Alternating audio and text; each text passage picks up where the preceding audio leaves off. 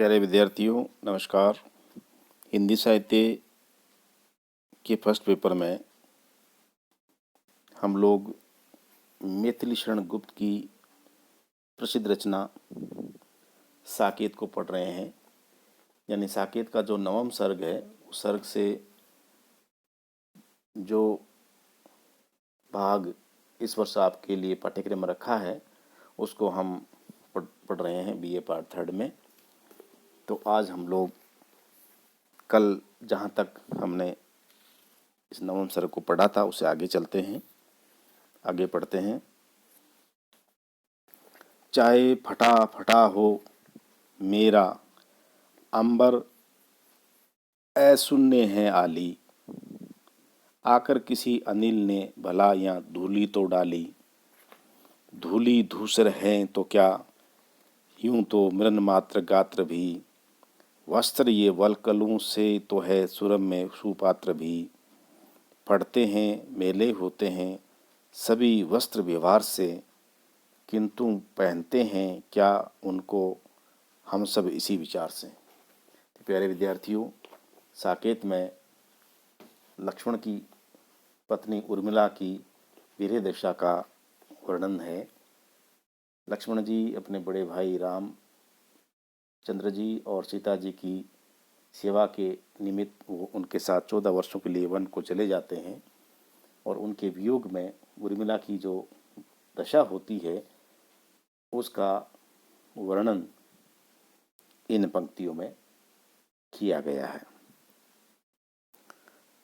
उर्मिला का जो ये कथन है इसमें अपनी सखी के प्रति उर्मिला अपनी सखी से कहती हैं, या सेविका भी हो सकती है, यानी परिचारिका उसकी नौकरानी सेविका जो है उसे भी कह सकती हैं, दोनों के अर्थ में संदर्भ में है यह।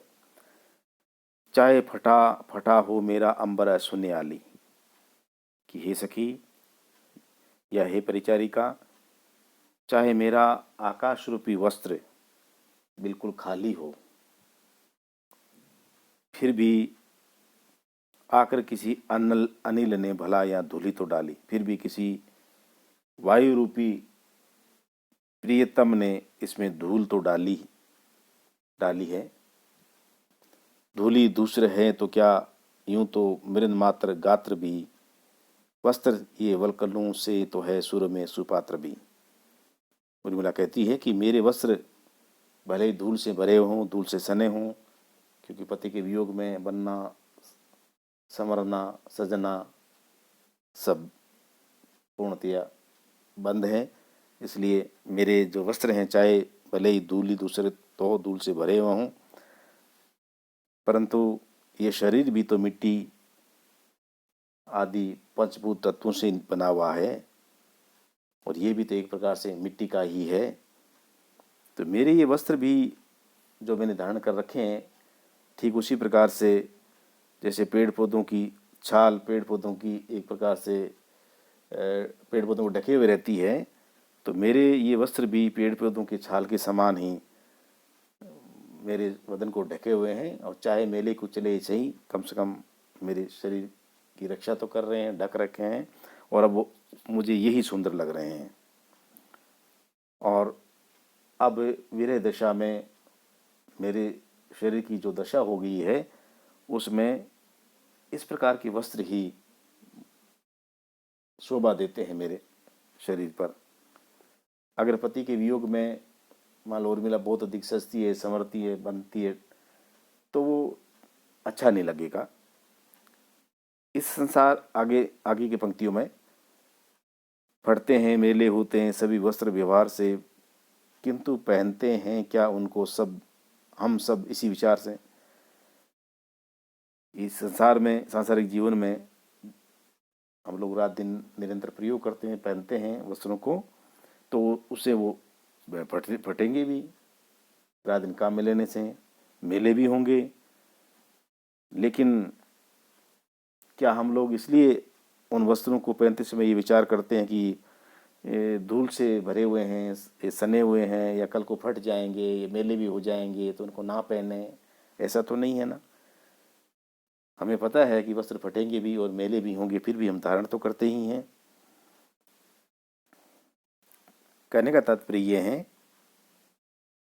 कि सीता जी ने, माफ कीजिएगा, उर्मिला जी को इस वक्त जो वस्त्र पहने हुए हैं वही अच्छे लग रहे हैं उन पर, क्योंकि जो पति के वियोग में विरहिणी की जो दशा होती है उस दशा में उससे सुंदर अलंकृत वस्त्र शोभा नहीं देते।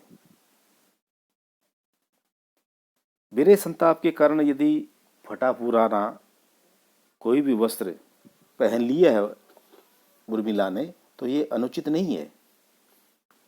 इस दुखद अवस्था में, इस विरह अवस्था में जो जैसा भी वस्त्र है वो उनके लिए ठीक है।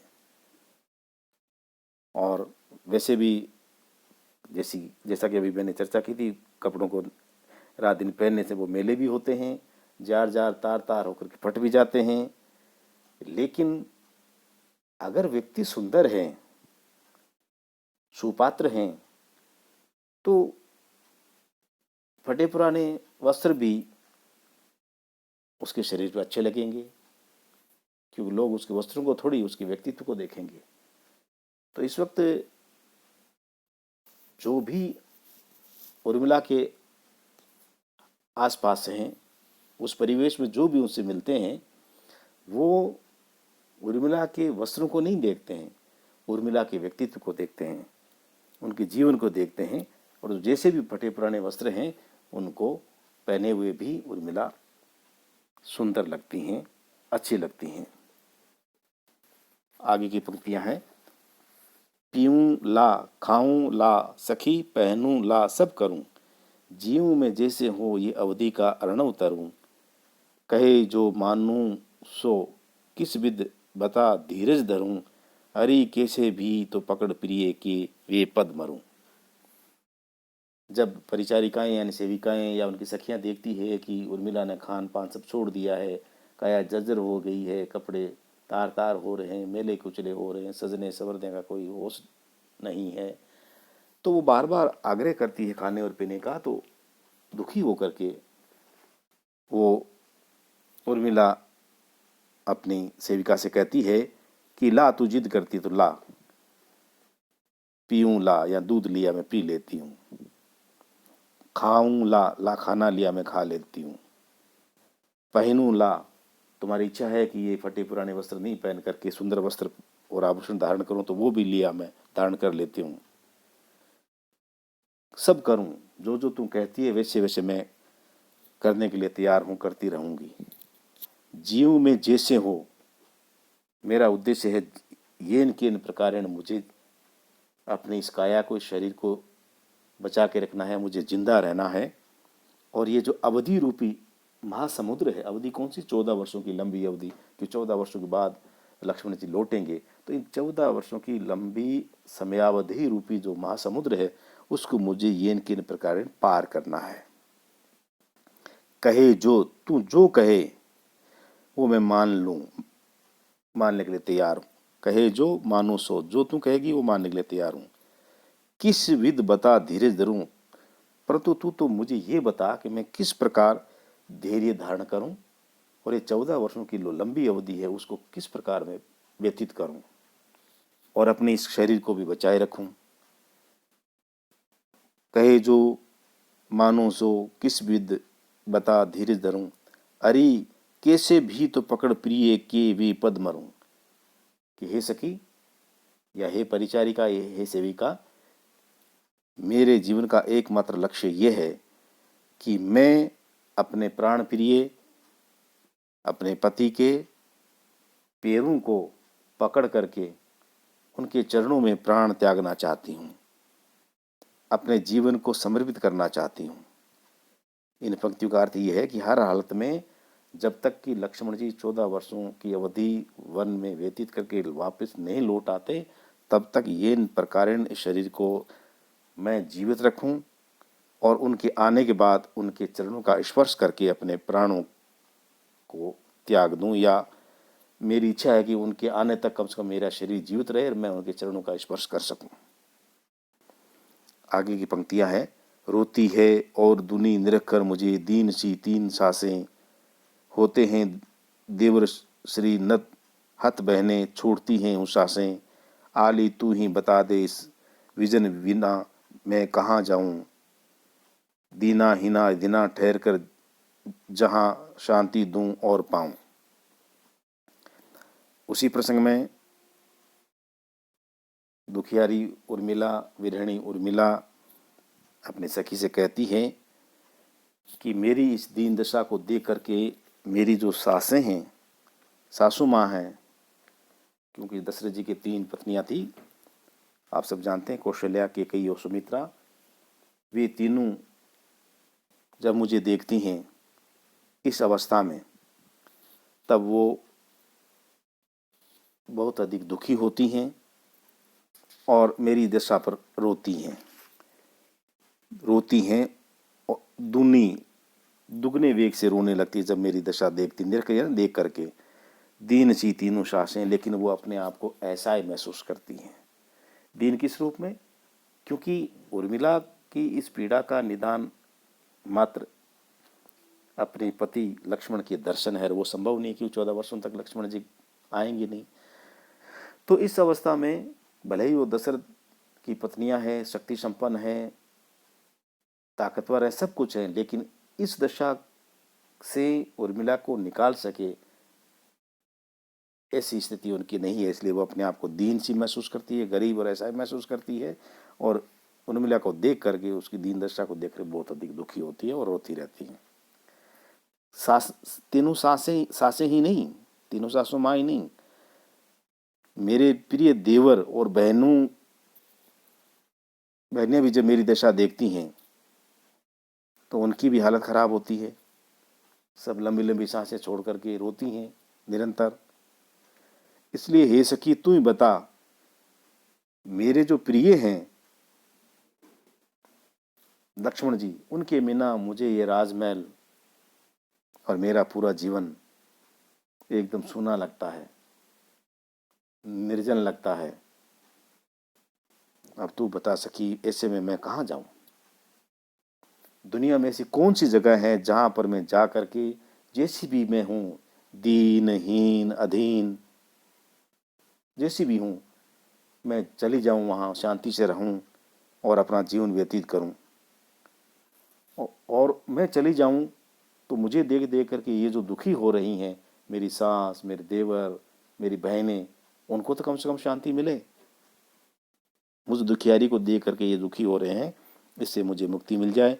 लेकिन तू बता, ऐसी कौन सी जगह है जहाँ मैं जाऊं? आली तू ही बता दे, इस विजन बिना मैं कहाँ आज जाऊं, दीना हीना दीना ठहर कर जहाँ शांति दूं और पाऊं।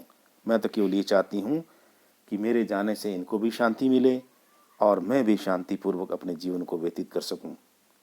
लेकिन बता, ऐसी जगह कहाँ है जहाँ मैं जा सकूं? उर्मिला का जो ये जो कथन है, इसका मतलब है कि मेरे जीवन की सुख और शांति सब समाप्त हो गए हैं अपने प्रिय के बिछुड़ने के बाद, और मेरा सारा आराम, सुख, चैन, भोग, विलास सब पति के जाते ही समाप्त हो गया है। आगे की पंक्तियां हैं। आई थी सखी मैं यहाँ लेकर हर्षोल्लास, जाऊंगी कैसे भला देकर ये निश्वास, कहाँ जाएंगे प्राण ये लेकर इतना ताप, प्रिय के फिरने पर इन्हें फिरना होगा आप। साल रही सखी माँ की झांकी वे चित्रकूट की मुझको, बोली जब वे मुझसे मिला न वन ही न भवन ही तुझको।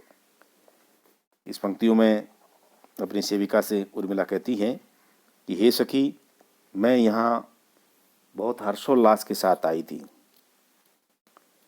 अयोध्या में जब मैं आई थी नवव्याता नव वधु बन करके, तो कितना आनंद था, कितना उल्लास था सबके मन में। लेकिन जाऊंगी कैसे भला देकर ये निश्वास, अगर मान लो अब मेरे प्राणांत हो जाते हैं, ये मेरे प्राण निकल जाते हैं, तो अब मैं यहाँ से इस तरह दुखी और वेदना से परिपूर्ण पूरे परिवार को छोड़ करके कैसे जा पाऊंगी? जिस हर्षोल्लास के साथ आई थी, मैं उसी हर्षोल्लास के साथ जीवन त्यागना चाहती हूँ। लेकिन अभी अगर मेरे प्राणांत भी हो जाते हैं तो दुख वेदना की तपती हुई सांसें देकर ही मैं जा पाऊंगी, लेकिन जाऊंगी तो भी कहाँ, जाऊंगी कैसे भला देकर ये निश्वास, कहाँ जाएंगे प्राण ये लेकर इतना ताप। ये जो वीरे व्यथा है वो प्रतिपल मुझे तपाते हैं, जलाते हैं। मैं इन तपते हुए प्राणों को लेकर के कहाँ जाऊंगी।